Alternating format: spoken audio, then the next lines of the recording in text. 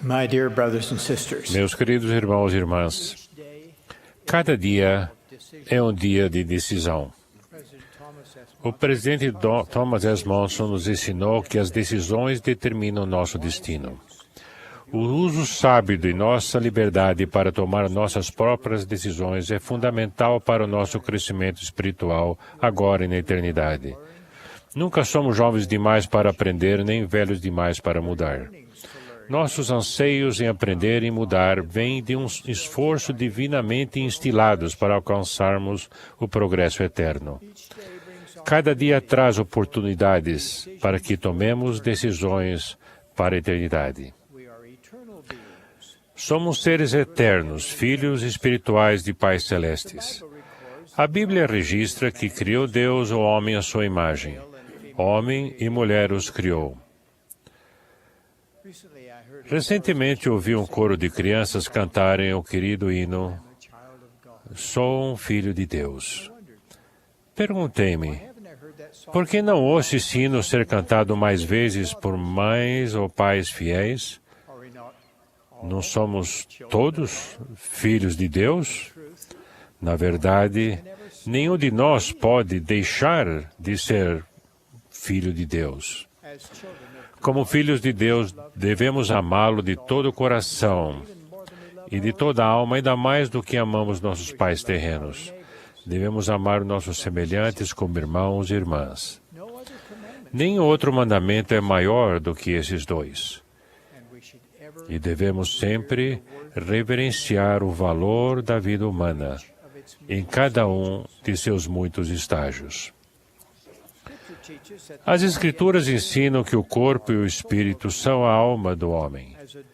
Como seres duais, cada um de vocês pode agradecer a Deus por essa dádiva inestimável de seu corpo e seu espírito.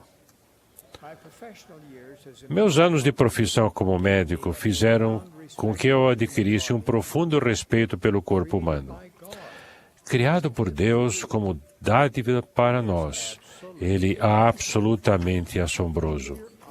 Pense em seus olhos que veem, ouvidos que ouvem e dedos que sentem todas as coisas maravilhosas ao seu redor. Seu cérebro permite que vocês aprendam, pensem e raciocinem. Seu coração bombeia incansavelmente dia e noite, quase que vocês o percebam. Seu corpo se protege. A dor vem como aviso de que algo está errado e precisa de atenção. As doenças infecciosas atacam de tempos em tempos e, quando isso acontece, são formados anticorpos que aumentam sua resistência a uma infecção subsequente. Seu corpo repara a si mesmo. Os cortes e machucados saram. Os ossos quebrados podem se tornar fortes novamente. Citei apenas uma minúscula amostra das muitas qualidades impressionantes do corpo que nos foi concedido por Deus. Mesmo assim, parece que em toda a família, se não em cada pessoa, existem alguns problemas físicos que exigem cuidados especiais. Um padrão para conseguirmos lidar com esses desafios foi dado pelo Senhor. Ele disse, dou a fraqueza aos homens a fim de que sejam humildes, porque se humilharem e tenham fé em mim, então farei com que as coisas fracas se tornem fortes entre eles. Espíritos extraordinários muitas vezes são abrigados em corpos imperfeitos. A dádiva de um corpo assim pode, na verdade, fortalecer a família à medida que os pais e irmãos edificam de boa vontade a sua vida em torno daquele filho nascido com necessidades especiais. O processo de envelhecimento também é uma dádiva de Deus, assim como a morte. A morte final de seu corpo mortal é essencial para o plano de felicidade estabelecido por Deus. Por quê? Porque a morte permite que seu espírito retorne a Ele. Do ponto de vista eterno, a morte somente é prematura para aqueles que não estão preparados para se encontrar com Deus. Visto que o nosso corpo é uma parte tão essencial do plano de Deus, não é de se admirar que o apóstolo Paulo tenha descrito como um templo de Deus. Toda vez que nos olhamos no espelho, vemos nosso corpo como nosso templo. Essa verdade, renovada com gratidão a cada dia, pode influenciar positivamente nossas decisões sobre como vamos cuidar de nosso próprio corpo e como vamos usá-lo. E essas decisões determinarão nosso destino. Como isso pode acontecer? Porque o corpo é o templo de nosso espírito. E o modo como usamos nosso corpo afeta nosso espírito. Algumas das decisões que vão determinar nosso destino eterno incluem: como vocês vão decidir cuidar de seu corpo e usá-lo? Que atributos espirituais vocês vão decidir desenvolver? Seu espírito é uma entidade eterna.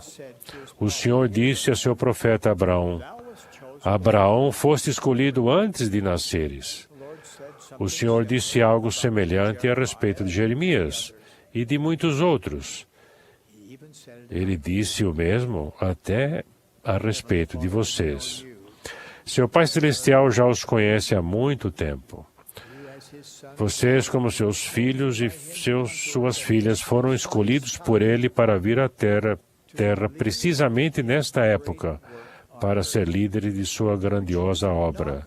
Vocês não foram escolhidos por suas características corpóreas, mas por seus atributos espirituais, tais como bravura, coragem, integridade de coração, sede de verdade, fome de sabedoria e desejo de servir ao próximo. Vocês desenvolveram alguns desses atributos na pré-mortalidade. Outros vocês podem desenvolver aqui na Terra se persistentemente os buscarem. Um atributo espiritual essencial é o do autodomínio, a força de colocar razão acima do apetite. O autodomínio edifica uma consciência forte, e sua consciência determina suas respostas morais em situações difíceis e tentadoras que os põem à prova. O jejum ajuda seu espírito a desenvolver domínio sobre seus apetites físicos. O jejum aumenta seu acesso à ajuda celestial à medida que intensifica suas orações. Por que necessitamos de autodomínio? Deus implantou dentro de nós fortes apetites por nutrição e amor, que são vitais para que a família humana seja perpetuada. Quando dominamos nossos apetites dentro das leis de Deus, podemos desfrutar uma vida mais longa, mais amor e imensa alegria. Não é de surpreender, portanto, que a maioria das tentações para que nos desviemos do plano de felicidade venham por meio do mau uso desses apetites essenciais que foram dados por Deus. O controle dos nossos apetites nem sempre é fácil. Nenhum de nós os domina perfeitamente. Acontecem erros, cometemos enganos, pecados cometemos. O que podemos fazer então? Podemos aprender com eles e podemos nos arrepender. Podemos mudar nosso comportamento. Nossos próprios desejos podem mudar. Como? Existe apenas um meio. A verdadeira mudança, a mudança permanente, somente pode vir pelo poder curador, purificador e capacitador da expiação de Jesus Cristo. Ele ama vocês, cada um de vocês. Ele permite que vocês tenham acesso a seu poder à medida que guardarem seus mandamentos com avidez, sensibilidade, sinceridade e precisão. É tão simples e claro assim. O Evangelho de Jesus Cristo é um evangelho de mudanças. Um forte espírito humano que controla os apetites da carne, domina suas emoções e paixões e não é escravo delas. Esse tipo de liberdade é vital para o espírito, assim como o oxigênio é para o corpo. A liberdade da autoescravidão é uma libertação verdadeira. Somos livres para escolher a liberdade e a vida eterna ou para escolher o cativeiro, a miséria e a morte. Quando escolhemos o caminho mais elevado rumo à liberdade e à vida eterna, esse caminho inclui o casamento. Os santos dos últimos dias proclamam que o casamento entre homem e mulher foi ordenado por Deus e que a família é essencial para o plano do Criador. Também sabemos que o sexo masculino e feminino é uma característica essencial da identidade e do propósito pré-mortal, mortal e eterno de cada um. O casamento entre um homem e uma mulher é fundamental para a doutrina do Senhor e essencial para o plano eterno de Deus. O casamento de um homem e uma mulher é o padrão de Deus para uma plenitude de vida na terra e no céu. O padrão de casamento não pode ser utilizado indevidamente, mal compreendido ou distorcido. Não se quisermos ter a verdadeira alegria. O padrão de casamento estabelecido por Deus protege o poder sagrado de procriação e a alegria da verdadeira intimidade conjugal. Sabemos que Adão e Eva foram casados por Deus antes de vivenciarem a alegria de se unirem como marido e mulher. Em nossos dias, os governos civis têm absoluto interesse em proteger o casamento, porque as famílias fortes constituem a melhor maneira de proporcionar saúde, educação, bem-estar e prosperidade para as novas gerações. Mas os governos civis são fortemente influenciados pelas tendências sociais e pelas filosofias seculares ao elaborar, reescrever e implantar leis. Independentemente de quais leis civis sejam implantadas, a doutrina do Senhor em relação ao casamento e à moralidade não pode ser mudada. Lembrem-se, o pecado, mesmo que legalizado pelo homem, continua sendo pecado aos olhos de Deus. Embora devamos imitar a bondade e a compaixão de nosso Salvador, embora devamos valorizar os direitos e os sentimentos de todos os filhos de Deus, não podemos mudar a sua doutrina, não nos cabe mudá-la. Sua doutrina é nossa para estudarmos, compreendermos e apoiarmos. O modo de vida do Salvador é bom. Seu modo inclui a castidade antes do casamento e total fidelidade dentro do casamento. O modo do Senhor é a única maneira de vivenciarmos felicidade duradoura.